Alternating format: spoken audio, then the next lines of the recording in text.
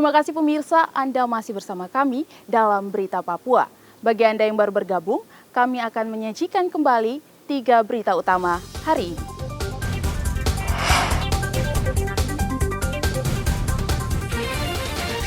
Sebuah rumah di Jalan Maruni, Manokwari terbakar.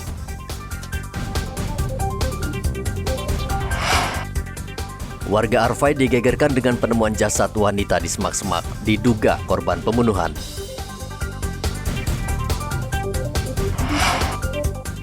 Perahu cepat yang membawa 5 penumpang dihantam gelombang tinggi di perairan Kondo, Merauke.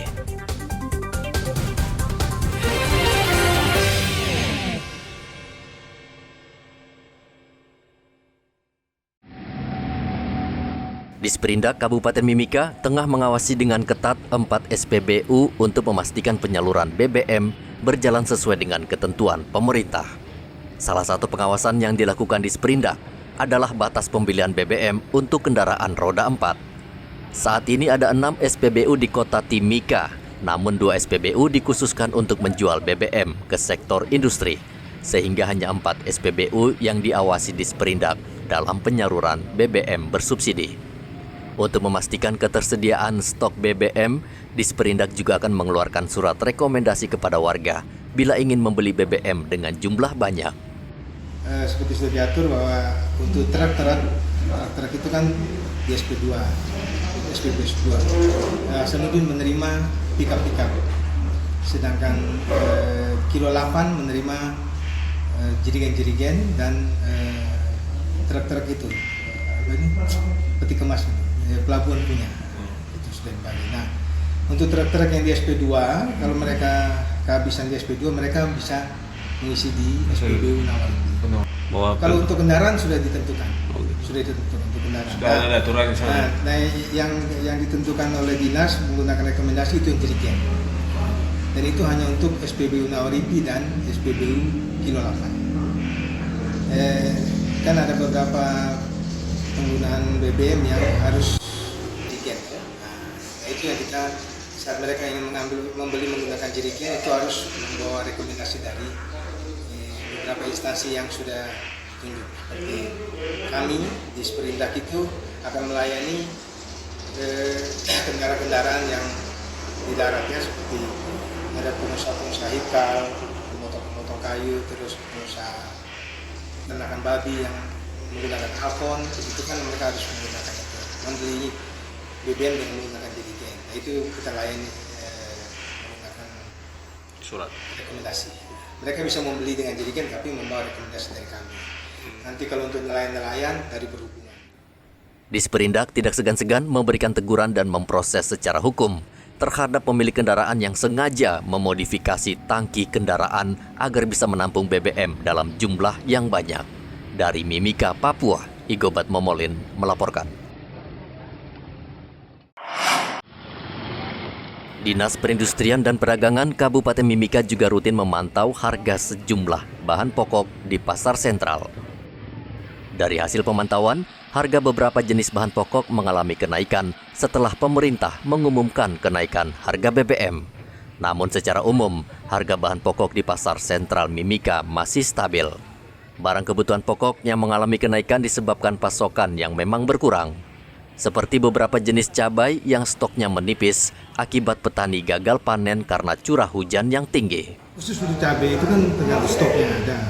Jadi kita tetap boleh bertahan pada headnya saja. Tapi kan ke harga keekonomisan mereka, distribusinya itu kan diperhitungkan juga. Headnya berapa kan? Tidak ada yang lokal ya. Tapi karena situasi cuaca, jadi lokalnya memang agak kurang. Ya, makanya stok untuk cabai khususnya itu memang agak kurang di pasar. Makanya karena kekurangan stok itu makanya harganya memang seperti yang dalam daftar kami ya. Cabai khususnya. Nah, sedangkan yang dari luar ini kebanyakan mereka pesanan dari Gunung Tengah. Jadi saat mereka dipesankan ini kan cabai ini kan tidak bisa disimpan lama, jadi mereka harus segera drop. Itu bawang merah. Karena memang bawang merah dan cabai kan kebanyakan dari luar pasukan. Kalau di sini tergantung cuaca. Sejauh ini kenaikan harga cabai tidak mempengaruhi kenaikan harga bahan pokok lainnya. Pantauan harga kebutuhan pokok ini di pasar sentral akan terus dilakukan di Sperindak Kabupaten Mimika untuk mengantisipasi lonjakan harga yang kerap dilakukan distributor yang ingin mencari keuntungan pribadi. Dari Mimika, Papua, Igobat Momolin melaporkan. Perum Bulog Merauke menggelar pasar sembako murah untuk membantu warga yang saat ini sedang kesulitan karena kenaikan harga BBM. Warga senang karena bisa membeli sembako dengan harga murah. Beras, gula, dan tepung dijual dengan harga modal atau harga distributor sehingga warga berbondong-bondong berbelanja di Pasar Wamanggo. Bapak belinya berapa per liter ini, Pak? 14.000. Nah, ini dengan harga 14.000 menurut Bapak cukup murah, Pak? Murah. Cukup, Pak. Nah, dengan operasi pasar ini Bapak bagaimana menyambutnya? Bagus, cukup bagus. Sip ya. Iya. Pasar murah ini apa saja yang dijual? Kami ada minyak kita dengan harga 14.000 per liter. Gula kristal putih itu harganya 15.000 per kilo. Sedangkan tepung terigu juga yang merek segitiga bira itu kita jual 15.000 per kilogramnya. Dan beras dari Bulog, beras kita yang premium itu 1 kilo itu 11.000. 11.000 ya.